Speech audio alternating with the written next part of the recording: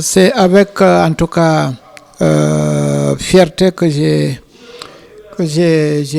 constaté en fait l'effectivité des travaux sur le terrain. Donc hier, on était accompagné par l'armée. Donc c'est le lieu pour moi de remercier le colonel des militaires, donc qui a mis à notre disposition vraiment des soldats pour parcourir un peu la zone de Boutoupa.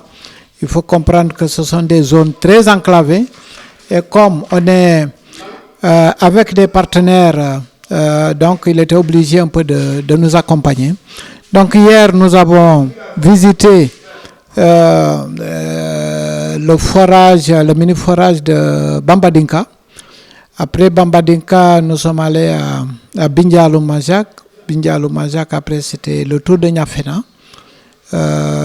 Niafena, nous nous sommes en tout cas rendus aussi à Barka Pakao.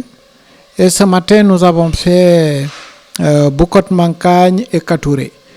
Donc, il faut comprendre que les travaux avancent bien.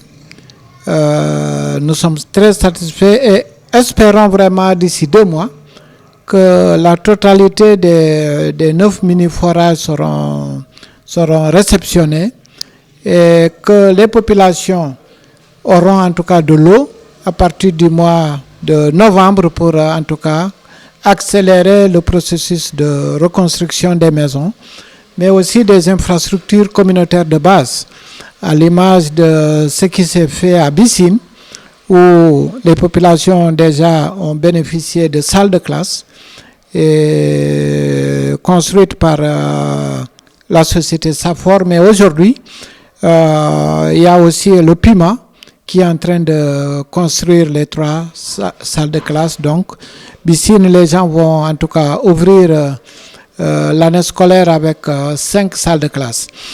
Donc, c'est lieu aussi de remercier le directeur général de WAMI pour son engagement et sa détermination à soutenir les efforts de retour et de réinsertion des populations. Il faut comprendre que ça, c'est une première dotation de 9 mini-forages. Et puis, il y aura une deuxième dotation qui va suivre très rapidement. On attend tout juste que les 9 premiers mini-forages soient réceptionnés pour déclencher le processus de construction de la deuxième phase qui va toujours concerner cette fois-ci, au lieu de 3 communes, nous allons nous intéresser aux 6 communes du département. Il faut comprendre même qu'au niveau de la commune de Ziguinchor, les quartiers périphériques comme Kandialan, tout ça, sont dans le besoin. Il y a la commune de Enampor, surtout par rapport au village de Mamatoro et un peu la zone de Bankoulé, qui sont en train aussi de revenir. Donc, il faut impérativement soutenir ces populations-là. Mais il y a aussi la zone de Nyassia qu'on va aussi récupérer donc, tout récemment avec les derniers ratissages. Donc, ils ont sécurisé un peu une bonne partie de la zone de Badem jusqu'à côté de Kagit. Donc, tous ces villages aussi s'organisent pour le retour. Et il faut, a priori, mettre à la disposition de ces populations vraiment de l'eau, de faire un travail remarquable.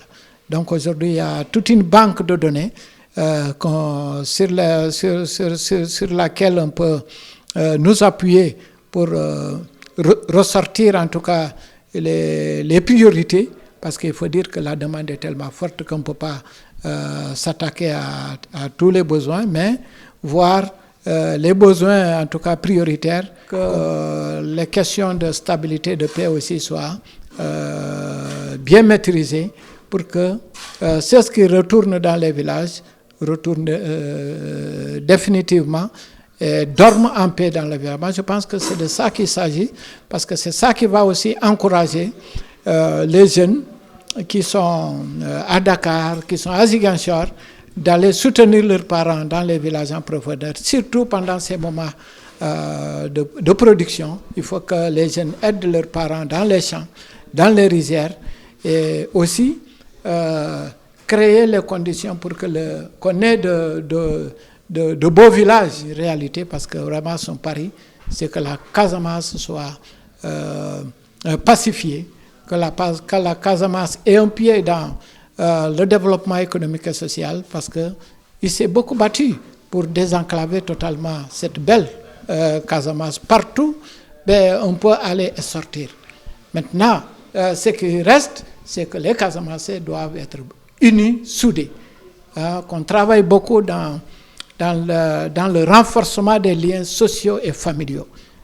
Qu'on mette devant la solidarité, mais aussi qu'on travaille beaucoup sur la réconciliation des cœurs et des esprits, et qu'on mette devant l'intérêt général du Sénégal. Et je pense que c'est à partir de ce moment qu'on pourra profiter des retombées des grands programmes de l'État à travers le PSE. Et nous, en tant que parlementaires, on va continuer à jouer notre rôle à l'Assemblée pour que les ressources, en tout cas de ce pays-là, puissent être profitables aux populations qui reviennent, en tout cas dans les zones les plus reculées en Casamance.